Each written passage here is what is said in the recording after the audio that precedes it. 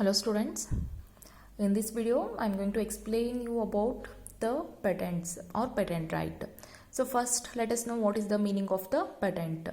So here the patent is and the document which is given by the government for the monopoly rights to the inventor to use his innovation for the certain period of a time. So basically this document will be issued by the government to have the monopoly right for the certain period of that time. For that we can call it as what the patent right.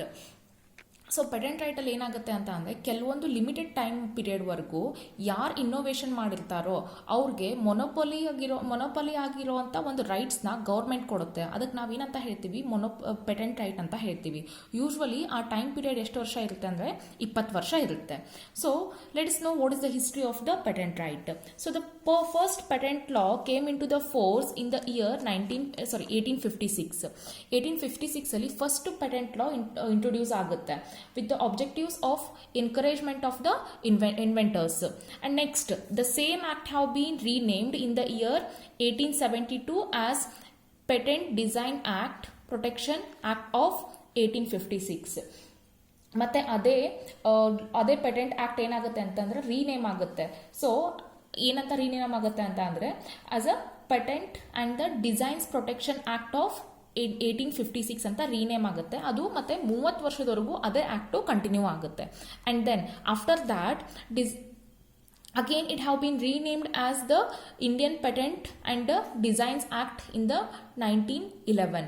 So again ಮತ್ತೆ 1911ರಲ್ಲಿ ಮತ್ತೆ ಅದೇ ಆಕ್ಟ್ನ ಮತ್ತೆ ಏನಂತ rename ಮಾಡ್ತಾರೆ ಅಂತ ಅಂದರೆ Indian patent and the design act ಅಂತ ಮತ್ತೆ ಅದನ್ನು ಹೆಸರನ್ನ ಚೇಂಜ್ ಮಾಡ್ತಾರೆ. And then after the independence the same act have been renamed as a patent act of 1970. ಮತ್ತೆ ಸೇಮ್ ಆಕ್ಟ್ ಏನಿರುತ್ತೆ ಅದನ್ನು ಮತ್ತೆ ಹೆಸರನ್ನ ಚೇಂಜ್ ಮಾಡ್ತಾರೆ. ಏನಂತ ಇಂಡಿಯನ್ ಪೇಟೆಂಟ್ ಆಕ್ಟ್ ಅಂತ ಹೇಳಿಬಿಟ್ಟು ಮತ್ತೆ ಹೆಸರನ್ನ ಚೇಂಜ್ ಮಾಡ್ತಾರೆ ಇನ್ the year of 1970. But whatever the rules and regulations were introduced in the 1970 Patent Act, all those rules and regulations have came into the existence or came into the force from 20th April 1972. ಇದರಲ್ಲಿ ಏನು rules and ರೆಗ್ಯುಲೇಷನ್ಸ್ನ implement ಮಾಡಿರ್ತಾರೋ ಅದು ಯಾವಾಗ practical ಆಗಿ ಎನ್ಫೋರ್ಸಿಗೆ ಬರುತ್ತೆ ಅಂತ ಅಂದರೆ 20th April 1972 ಇಂದ ಅದು ಎಲ್ಲ ರೂಲ್ಸ್ ಆ್ಯಂಡ್ ರೆಗ್ಯುಲೇಷನ್ಸು ಪ್ರಾಕ್ಟೀಸಲ್ಲಿ ಬರುತ್ತೆ. And then after that after 24 years, when the WTO have been established to resolve the trade disputes among the members countries. So at that time, again, it have been renamed as what the TRIPS, which means trade related aspects of intellectual property right anta ಮತ್ತೆ ಏನು ಹೆಸರು change ಆಗುತ್ತೆ after 24 years. And then after 24 years ಅಂತ ಅಂದರೆ 1972 ಆದಮೇಲೆ ಮತ್ತೆ 24 ವರ್ಷಗಳ ನಂತರ 24 ವರ್ಷಗಳವರೆಗೂ ಪೇಟೆಂಟ್ ಆ್ಯಕ್ಟ್ ಅಂತಾನೆ ಎಕ್ಸಿಸ್ಟಿಂಗಲ್ಲಿರುತ್ತೆ. ಆಮೇಲೆ ಏನಾಗುತ್ತೆ ಅಂತಂದರೆ WTO ಯಾವಾಗ ಎಸ್ಟಾಬ್ಲಿಷ್ ಆಗುತ್ತೆ ಕೆಲವೊಂದು ಪ್ರಾಬ್ಲಮ್ನ ರಿಸಾಲ್ವ್ ಮಾಡೋದಕ್ಕೋಸ್ಕರ ಅಥವಾ ಮೆಂಬರ್ ಕಂಟ್ರಿದು ಕೆಲವೊಂದು ಪ್ರಾಬ್ಲಮ್ಸ್ ರಿಸಾಲ್ವ್ ಮಾಡೋದಕ್ಕೋಸ್ಕರ WTO ಕೆಲವೊಂದು ಅಮೆಂಡ್ಮೆಂಟ್ಸ್ ಮಾಡುತ್ತೆ. ಆ ಅಮೆಂಡ್ಮೆಂಟ್ ಬೇಸಿಸ್ ಮೇಲೆ ಟ್ರಿಪ್ಸ್ ಅನ್ನೋ ಆ್ಯಕ್ಟ್ನ ಎಕ್ಸಿಸ್ಟಿಂಗಲ್ಲಿ ತೊಗೊಂಡು ಬರ್ತಾರೆ. And after the WTO agreement, the Patent Act have been again amended in the year 1999 on 26th March and in the year 2003 on 20th of May, and next in the year 2005 on the January 1st. So likewise the Patent Act have been amended. So this is all about the history of the patent right. And next let us see the restoration of lapsed patents. First lapsed patent ಅಂತ ಅಂದರೆ ಏನು ಅಂತ first ಅರ್ಥ ಮಾಡ್ಕೋಬೇಕಾಗತ್ತೆ. ಲ್ಯಾಪ್ಸ್ಡ್ patent ಅಂತ ಅಂದರೆ ಇವಾಗ ಒಬ್ಬ ಮನುಷ್ಯ ಪೇಟೆಂಟ್ ರೈಟ್ನ ತೊಗೊಂಡಾದ್ಮೇಲೆ ಅದ್ರ ವ್ಯಾಲಿಡಿಟಿ 20 ವರ್ಷದವರೆಗೂ ಇರುತ್ತೆ. ಇನ್ ಕೇಸ್ ಆ 20 ವರ್ಷಗಳವರೆಗೂ ಕೂಡ ಅವನೇನು ಮಾಡಬೇಕಾಗತ್ತೆ ಅಂತ ಅಂದರೆ ಗೌರ್ಮೆಂಟ್ಗೆ ಸರ್ಟೆನ್ ಫೀಸ್ನ ಫಿಲ್ ಮಾಡಬೇಕಾಗತ್ತೆ, ಅಥವಾ he has to pay the certain fees or the renewal or the maintenance fees the patentee how to pay to the government. Suppose the person do not pay such a renewal or the maintenance fees, in that case that patent is going to be lapsed. ಅದಕ್ಕೆ ನಾವೇನಂತ ಹೇಳ್ತೀವಿ, ಲ್ಯಾಪ್ಸ್ಡ್ patent ಅಂತ ಹೇಳ್ತೀವಿ. 20 ವರ್ಷದವರೆಗೂ ಅವ್ನು ಕೊಡಬೇಕಾಗಿರೋಂಥ maintenance ಫೀಸ್ನ ಅಥವಾ renewal ಫೀಸ್ನ ಯಾವುದಾದ್ರೂ ವರ್ಷ ಕೊಡದೇ ಹೋದರೆ ಅದಕ್ಕೆ ನಾವೇನಂತ ಹೇಳ್ತೀವಿ, ಲ್ಯಾಪ್ಸ್ಡ್ ಪೇಟೆಂಟ್ ಅಂತ ಹೇಳ್ತೀವಿ. ಸೊ ಈ ಲ್ಯಾಪ್ಸ್ಡ್ ಪೇಟೆಂಟ್ನ ಹೆಂಗೆ ರಿಕವರಿ ಮಾಡಬೇಕು ಅಥವಾ ಹೆಂಗೆ ರೀಸ್ಟೋರ್ ಮಾಡಬೇಕು ಅಂತ ಅಂದರೆ there are the certain requirements are there. What all those requirements means, the first one comes the under section 60 of patent act of 1970. 1970 patent act ಏನು ಹೇಳುತ್ತೆ ಅಂತ ಅಂದರೆ, under section 60 the application for the restoration of lapsed patent should be made by the patentee or his legal representative. ಯಾರ್ patent right lapse ಆಗಿರುತ್ತೆ ಅದೇ ಪರ್ಸನ್ನು ರಿಸ್ಟೋರೇಷನ್ಗೆ application ಕೊಡಬೇಕು ಅಥವಾ ಅವ್ನು ಲೀಗಲ್ ರಿಪ್ರೆಸೆಂಟೇಟಿವ್ ಕೊಟ್ಟರು ಆಗುತ್ತೆ. So that is the first requirement of the restoration of a patent. And prescribed fee on the form 15. Prescribe ಒಂದು form ಇರುತ್ತೆ, ಫಾರ್ಮ್ 15 ಅಂತ. ಅದೇ ಪ್ರಕಾರನೇ ಫೀಸ್ ಮತ್ತು ಎಲ್ಲ ಡೀಟೇಲ್ಸ್ನು ಅದರಲ್ಲಿ ಫಿಲ್ ಮಾಡಬೇಕಾಗುತ್ತೆ. And next one comes proof to support that failure of an renewal was unintentional. Intentionally ಮಾಡಿಲ್ಲ ಅಥವಾ ಪರ್ಪಸ್ಫುಲ್ಲಿ ಮಾಡಿಲ್ಲ ಅಂತ ಹೇಳಿಬಿಟ್ಟು ಅವ್ರು ಒಂದ್ಸತಿ ಅದನ್ನು ಕನ್ಫರ್ಮ್ ಮಾಡಬೇಕಾಗತ್ತೆ. ಯಾರಿಗೆ? ಕಂಟ್ರೋಲರ್ಗೆ ಕನ್ಫರ್ಮ್ ಮಾಡಬೇಕಾಗತ್ತೆ. ಈ ಮೂರು ಪ್ರೊಸೀಜರ್ ಕಂಪ್ಲೀಟ್ ಆದಮೇಲೆ ಕಂಟ್ರೋಲರ್ ಏನಾದರೂ ಸ್ಯಾಟಿಸ್ಫೈ ಆದರೆ then he will issue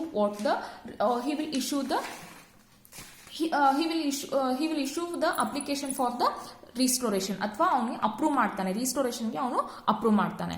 but ಈ ರಿಸ್ಟೋರೇಷನ್ನ ಅಪ್ರೂವ್ ಮಾಡೋದಕ್ಕೆ there are certain procedure to be followed by the particular applicant. What are those procedure means, in that first one comes application of restoration will be published. ಒಂದ್ಸತಿ controller initial ಸ್ಟೇಜಲ್ಲಿ ಅಥವಾ ಮೇಲ್ನೋಟಕ್ಕೆ ಅದು ಎಲ್ಲ ಅವ್ನು ಏನು ಹೇಳಿದಾನೋ ಅಥವಾ ಇಂಟೆನ್ಷನಲಿ ಮಾಡಿಲ್ಲ ಅಂತ ಅನ್ನೋದು ಏನು ಪ್ರೂಫ್ ಕೊಟ್ಟಿದಾನೋ ಅದು ಅವನಿಗೆ ಸರಿ ಅಂತ ಅನ್ಸಿದ್ರೆ ಆವಾಗ ಏನು ಮಾಡ್ತಾರೆ ಅಂತ ಅಂದರೆ, ಈ ಥರ ರಿನೋವೇಷನ್ಗೆ ಅಥವಾ ರಿಸ್ಟೋರೇಷನ್ಗೆ ಅಪ್ಲಿಕೇಶನ್ ಬಂದಿದೆ ಅಂತ ಹೇಳಿಬಿಟ್ಟು ಅಫಿಷಿಯಲ್ ಜರ್ನಲ್ ಅಲ್ಲಿ ಫಸ್ಟ್ ಪಬ್ಲಿಷ್ ಮಾಡ್ತಾರೆ. ಯಾರು? ಕಂಟ್ರೋಲರು ಫಸ್ಟ್ ಪಬ್ಲಿಷ್ ಮಾಡ್ತಾರೆ. And next one comes issue of notice to the applicant. So ಈ ಥರ ಫಸ್ಟು ಒಂದ್ಸರಿ ಜರ್ನಲ್ ಅಲ್ಲಿ ಪಬ್ಲಿಷ್ ಆದಮೇಲೆ ಅಪ್ಲಿಕಂಟ್ ಯಾರು ಇರ್ತಾನೋ ಅವನಿಗೆ ಒಂದ್ಸತಿ ಒಂದು ನೋಟಿಸ್ನ ಕಳಿಸ್ತಾರೆ. So soon after receiving the notice by the applicant he should request for the hearing within 1 month. If he requests for the hearing within 1 month and hearing will be done and if everything finds okay, in that case controller will give the permission for the restoration of the application. Otherwise ಅಥವಾ 1 ತಿಂಗಳಲ್ಲಿ ಅವನಿಗೇನಾದರೂ ಹಿಯರಿಂಗ್ಗೆ request ಕಳಿಸದೆ ಹೋದರೆ in that case restoration application will be refused by the controller. And next one comes any person interested may give the notice of a opposition. Suppose ಯಾವುದಾದ್ರು ಪರ್ಸನ್ಗೆ ಅದು interest ಇರಲಿಲ್ಲ ಅಥವಾ restoration ಮಾಡೋದು ಅವಶ್ಯಕತೆ ಇರಲಿಲ್ಲ ಅಥವಾ ಅವನೇನಾದರೂ ಪ್ರೂವ್ ಮಾಡೋ ಥರ ಇದ್ದರೆ, ಲೈಕ್ ಇದು ಅನ್ಇಂಟೆನ್ಷನಲಿ ಅಲ್ಲ ಇಂಟೆನ್ಷನಲಿನೇ ಆ ಫೀಸ್ನ ಪೇ ಮಾಡಿಲ್ಲ ಅಂತ ಅನ್ನೋ ಥರ ಪ್ರೂವ್ ಮಾಡೋ ಥರ ಇದ್ದರೆ ಯಾವುದಾದ್ರು ಪರ್ಸನ್ನು ಅವನು ಪ್ರೂವ್ ಮಾಡೋದಕ್ಕೆ he will get the 2 months of time. Within 2 months of time from the publication of a application in the journal, the opponent person will get the 2 months of a time to raise the issue.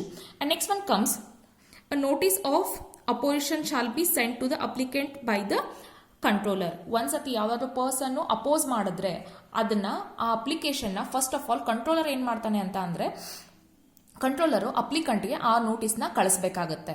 Once he sent the application to the once he sent the notice to the applicant, he has to reply for that. ಅದಕ್ಕೆ ಅವನು ಏನಕ್ಕೆ proper ಆಗಿ evidence ಇಟ್ಕೊಂಡು reply ಮಾಡಬೇಕಾಗುತ್ತೆ. ಒಂದ್ಸತಿ ಅವನು proper ಆಗಿ evidence ಇಟ್ಕೊಂಡು ರಿಪ್ಲೈ ಮಾಡಿದ್ರೆ ಅದೆಲ್ಲ ಕರೆಕ್ಟ್ ಆಗಿದೆ ಅಥವಾ ಅವನು ಅನ್ಇಂಟೆನ್ಷನಲ್ನೇ ಮಾಡಿದಾನೆ ಅನ್ನೋದು ಪ್ರೂವ್ ಆದರೆ and then the next step will be controller shall issue an order allowing the applicant of a restoration.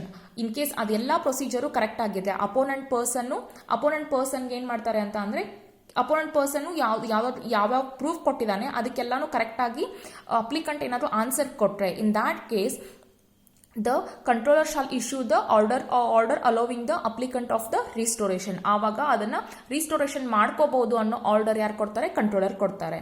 And after that the patent has been recorded shall be published in the official journal.